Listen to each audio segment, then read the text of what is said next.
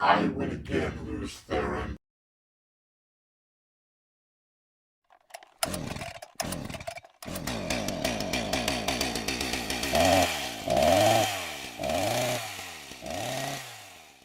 Hey, welcome back everybody to Pork Chop Productions. My name is Dwight and today we are talking the Wheel of Time. Before we get started, please hit that like button and subscribe. I'm new here on YouTube and it really helps out the channel. For all of you uninitiated, the Wheel of Time is an epic high fantasy series written by Robert Jordan. The book spans 14 novels and a prequel.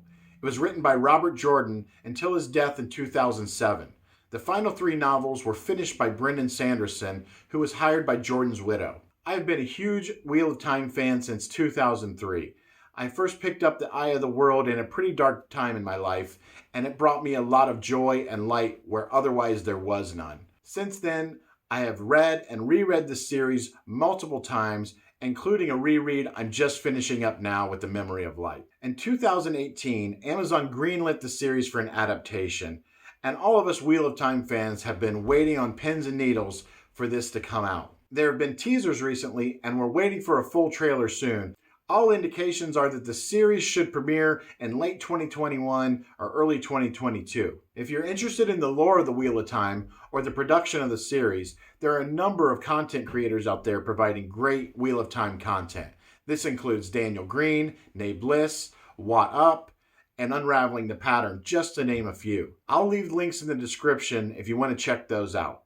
So smooth your skirts and tug on that braid as we get ready to explore the top 5 things I'm most excited for in Amazon's Wheel of Time series. Let's check it out.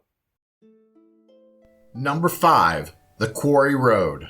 Right off the bat, the first thing I'm excited to see is our opening scene. Don't get me wrong, I love the prologue, but I'm hoping to get a cold open similar to that of Game of Thrones, where they first introduced us to the White Walkers. I want to see a cold open that introduces us to Rand and Tam and gives us our first glimpse at Shadowspawn. This is the scene in the book that hooked me right out of the gate. Jordan built the tension in this scene with a description of a bleak and oppressive landscape as Rand and his father travel through the cold and lifeless Westwood. It was this tension and the feeling of dread brought on by Rand's first glimpse of the Murderall that made me a fan before the end of the first chapter. I hope the series opens with that same tension and atmosphere, much like a good horror movie, to convey how isolated the Two Rivers is and how terrifying Murderall are.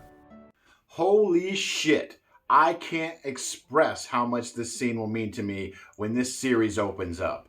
I just may keel over, so you better get out the smelling salts, because this one is gonna be big. Number 4, the One Power in Battle. Using the One Power, otherwise known as channeling, will be a crucial aspect as to how successful this show will be. Channeling is such an important part of the Wheel of Time, and it will need to be displayed as realistic and visually stunning in order for the show to work. We've gotten the briefest glimpse of channeling in the Moraine teaser. Do not underestimate the women in this tower.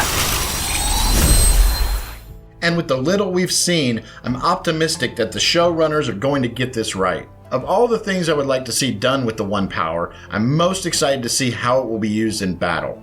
Robert Jordan wrote masterful battle sequences, and I can't wait to see these realized on screen. The One Power is an amazing force in battle, from fireballs the size of horses, to rending the ground beneath an oncoming army, to the meat grinder of Dumai's Wells.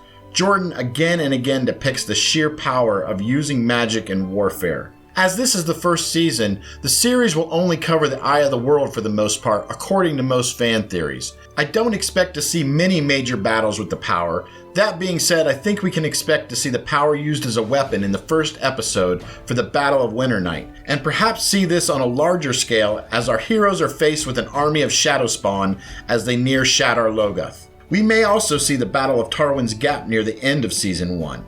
It's pretty rare for magic to be used in large-scale battle sequences in most fantasy movies or in TV. In fact, the only thing I can think of that even comes close are the dragons from Game of Thrones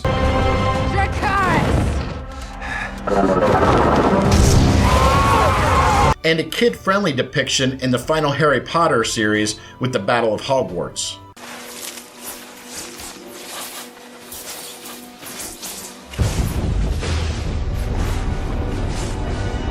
I am truly hyped to see how much damage the One Power can do. Not only will this be visually stunning, but will make it clear to the audience how high the stakes are and what is possible with the One Power, and why Aes Sedai are often feared and stories of male channelers are used to scare children. Man, I cannot wait to see Moiraine incinerate her first Trolloc. Epic as fuck. Number 3, Dark Friends. This is one I haven't heard a lot of people talking about.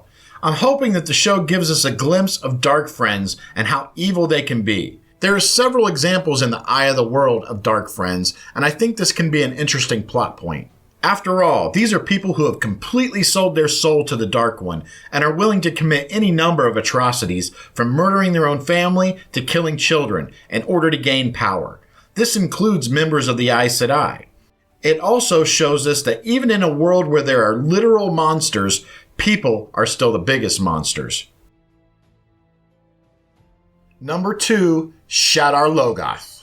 I have been waiting to see Shadar Logoth on the screen since my first reading of The Eye of the World. It was the depiction of this cursed ancient city by Jordan that made the book go from good to great. It is still one of my favorite chapters in the whole series. I want to see an expansive city falling into ruin and corruption. I hope they can create a feeling of dread with the cinematography and the score and bring this section of the book to life.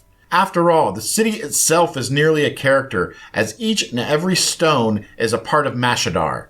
It is a city where even Shadowspawn fear to go, and this needs to be shown visually to the audience.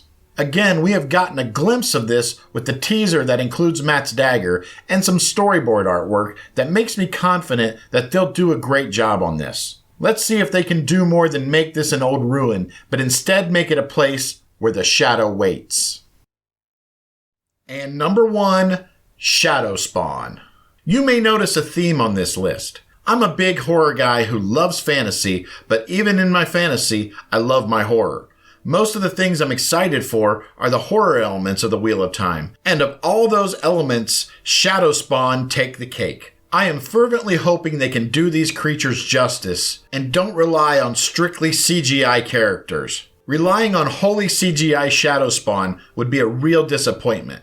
I want to see a mix of practical effects and CGI to really make these creatures come to life. A comparison would be the Lord of the Rings orcs compared to the Hobbit's orcs. The fully generated CGI orcs from The Hobbit were nowhere near as threatening as the practical effects orcs done in The Lord of the Rings. That's why I'm hoping to see a combination of good practical effects and CGI to make these creatures really stand out. I want to see Trollocs done right. 9-foot-tall monstrosities with features of animals combined with human frames. I want to see wolf, eagle, goat, and pig Trollocs, all different from each other, with various body shapes and heads, and they need to be terrifying to our characters and to us as an audience. I want to see Drakkar, the bastard spawn of dementors and vampires. I hope these come off as nightmare fuel and give us a sense of how disturbing and dangerous these creatures can be. And of course, more than anything, I want to see Myrddraal. I hope we don't simply get a new version of a Nazgul, but instead the pale, eyeless horrors they are. Beings that can disappear and reappear in a shadow. A creature that looks human, but in the same light is completely alien. One that moves like a viper and is nearly impossible to kill. Shadowspawn need to represent the Dark One in a physical sense, and are vital to the story and provide us with an estimation on how high the stakes are if our heroes fail. I cannot wait to see these creatures on the screen. If done right, it makes all the years of waiting worthwhile. So that's my top 5 things I'm most excited for Amazon's Wheel of Time series. This list was difficult to make, so I may return with more things I'm excited to see from the Wheel of Time, or I may return with more Wheel of Time content in other areas. If you like this video, please hit like and subscribe for more videos on fantasy and horror in the future, and I'll see you soon.